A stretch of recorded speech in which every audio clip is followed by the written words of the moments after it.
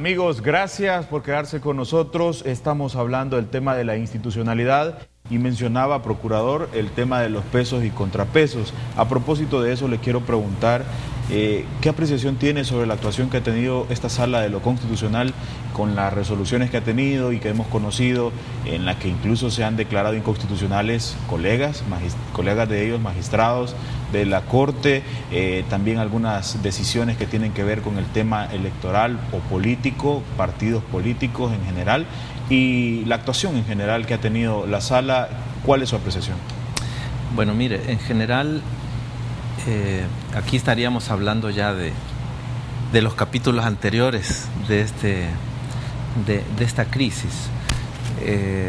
Al respecto, yo mencionaba, voy a abrir como procurador un procedimiento de acuerdo y precisamente de acuerdo a los artículos 42 y 43 de la Ley Especial de la Procuraduría, que permite poner atención en situaciones de especial gravedad y de trascendencia nacional para el procurador, que le permite generar informes especiales y le permite en estos artículos articular consultas con personas, organizaciones, entidades académicas o lo que fuera para construir este informe y esta observación. Voy a articular ese espacio y el objeto de ese espacio de observación y de construcción de un posicionamiento desde la Procuraduría, dijéramos en coordinación con otros sectores sociales, no será detenerme a observar un punto o un aspecto coyuntural de cada etapa del conflicto, sino la evaluación del sistema general de elección de magistrados y magistradas en su conjunto. Creo que desde ese espacio será oportuno tener el más serio análisis de la jurisprudencia de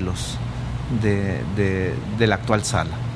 Creo que encontraremos ahí aspectos muy positivos y muy progresistas, que están generando ruptura y por lo tanto han generado crisis.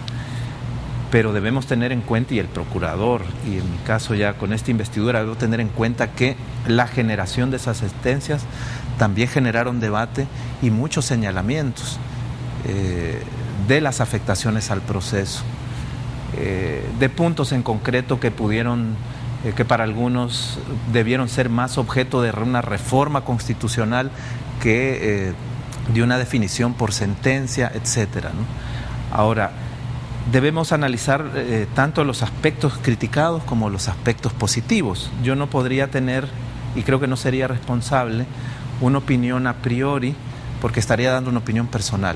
Debo agotar el procedimiento que la Constitución y la ley me permite para poder dar una opinión institucional.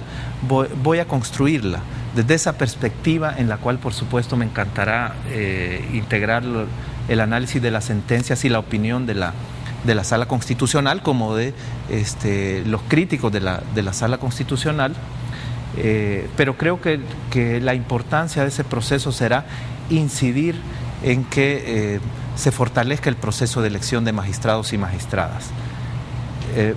Normalmente la etapa legislativa es el más vigilado y el que genera este tipo de controversias. Creo que la crisis se genera por una deuda de más de 20 años. Los acuerdos ¿por qué digo esto? Porque los acuerdos de paz plantearon la necesidad de una reforma profunda del sistema de justicia. No solo fue el pasar la elección de magistrados y magistradas de mayoría simple a mayoría calificada, ¿no? Plantearon un sistema novedoso, pluralista y más democrático de elección, en el cual le dieron cabida a las gremiales de abogados. Se conformó y se fortaleció un Consejo de la Judicatura, que por cierto ha tenido un debilitamiento institucional con una serie de reformas que terminaron en algún momento eliminando la participación de los jueces dentro del Consejo, y la aspiración de una representatividad pluralista en el Consejo se fue deteriorando con el paso de los años y con las reformas institucionales, pero establecieron estos dos espacios para generar las candidaturas. Después no vino ninguna regulación secundaria posterior que estableciera garantías. Bueno, le toca administrar las primeras etapas a FEDAES. Hay mucha crítica ahí, pero preguntémonos también si el Estado apoya con recursos la labor de FEDAES. ¿Hay garantías en esto? Mire, las denuncias de infiltración de grupos de poder o partidos políticos a esas etapas iniciales son fuertísimas, vienen desde hace muchos años.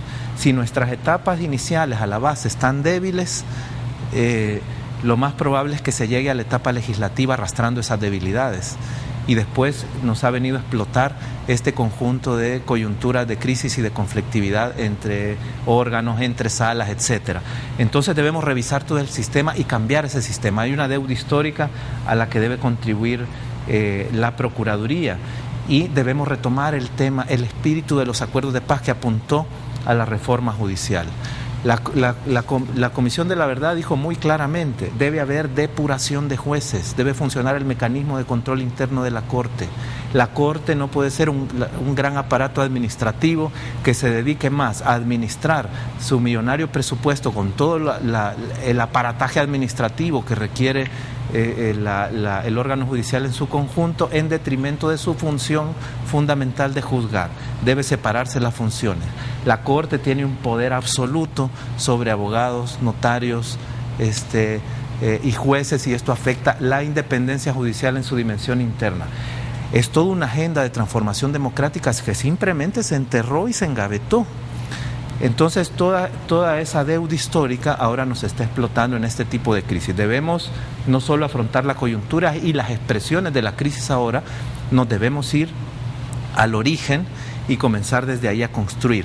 Desde esa perspectiva queremos hacer cualquier análisis de la crisis e impulsar este procedimiento al interior de la Procuraduría. A propósito del tema de los acuerdos de paz, y en la Sala de lo Constitucional hay al menos dos demandas que solicitan la nulidad de la ley de amnistía. Me gustaría conocer, porque es un tema que tiene que ver íntimamente con los derechos humanos, ¿cuál es su posición al respecto, procurador? Bueno, en este tema lamentaré, Samuel, no decirle nada nuevo, ni una posición del procurador actual propiamente. Bueno, debo acompañar como procurador, y desde mi convicción, dijéramos, la lectura de la ley de amnistía del año 93 que han hecho los diferentes órganos e instancias nacionales e internacionales de derechos humanos prácticamente desde su promulgación. Tanto el sistema interamericano, a través de la Comisión Interamericana de Derechos Humanos, como la Corte Interamericana, a través de sus sentencias, han declarado que este instrumento legal, que la amnistía del año 93, no es aplicable a graves violaciones a los derechos humanos cometidas durante el conflicto armado. Y de hecho la Comisión Interamericana se pronunció desde antes de su promulgación por la Asamblea con una carta de preocupación al presidente Cristiani. La Sala de lo Constitucional de la Corte Suprema de Justicia, y no la Sala actual, la Sala del año 2000 ya se pronunció en este sentido y determinó que la ley de amnistía no es aplicable a las graves violaciones que afectan, por tanto, el artículo 2 de la Constitución de la República en detrimento de las víctimas. A este tipo de casos no es aplicable. Tan es así que en aquel momento el caso Jesuitas, en lo que se refiere a la autoría intelectual de los presuntos responsables de la matanza, estaba siendo impulsada por la Universidad Centroamericana, y la amnistía se declaró inaplicable a nivel judicial, basados en esa sentencia. Y la Procuraduría de los Derechos Humanos tiene una posición en el mismo sentido desde hace 12 o 15 años.